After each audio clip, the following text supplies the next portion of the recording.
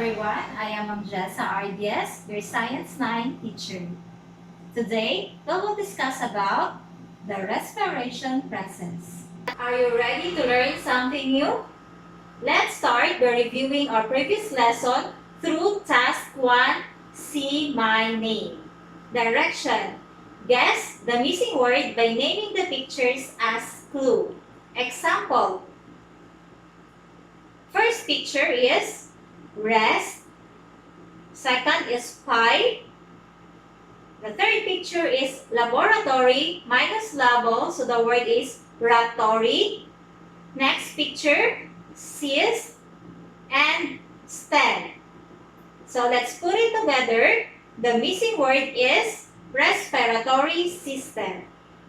Now, it is your turn. You have 5 minutes to perform this task. Have fun!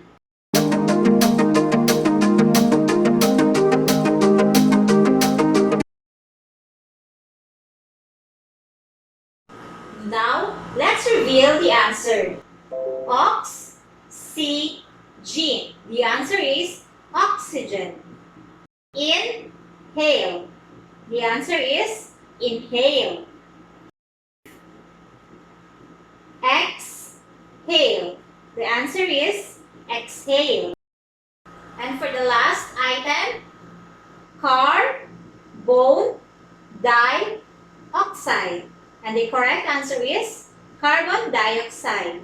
Let me ask you, what are your observations during inhalation and exhalation? Why do you think there is a movement in your chest and diaphragm as you inhale and exhale? Let's find out by doing this activity, bottle balloons. For this activity, you will need the following materials. 1 2-liter empty plastic bottle, 3 balloons, 1 big, 2 small, 1 sturdy straw or balloon stick, 1 pair of scissors, 5 rubber bands or scotch tape. Remember, please be careful in handling sharp objects. You have 20 minutes to perform this activity. Do you now have your bottle balloons with you? Now, pull the larger balloons down that is away from the bottle in order to blow up the small balloons. Next, push the larger balloon towards the bottle in order to let the air out of the 2 small balloons. Repeat it again. 1, 2. 1, 2. Write down your observations.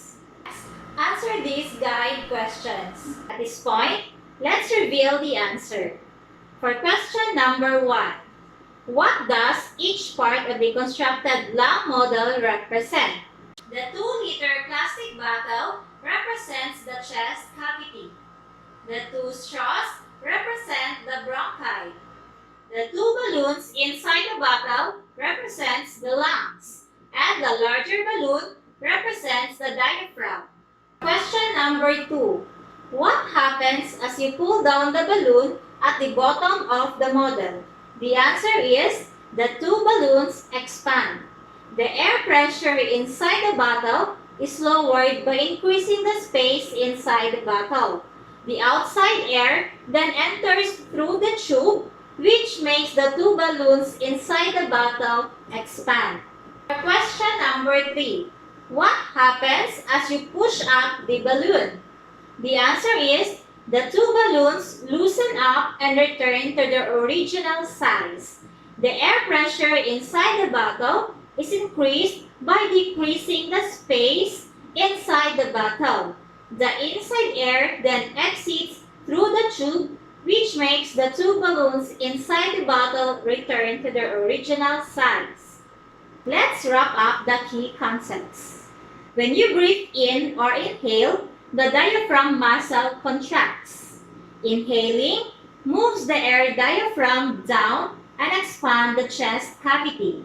Simultaneously, the ribs move up and increase the size of the chest cavity. There is now more space and less air pressure inside the lungs. When you breathe out or exhale, the diaphragm muscle relaxes. The diaphragm and ribs return to their original place. The chest cavity returns to its original size. There is now less space and greater air pressure inside the lungs. That's all for today. Thank you for listening. Have a good day.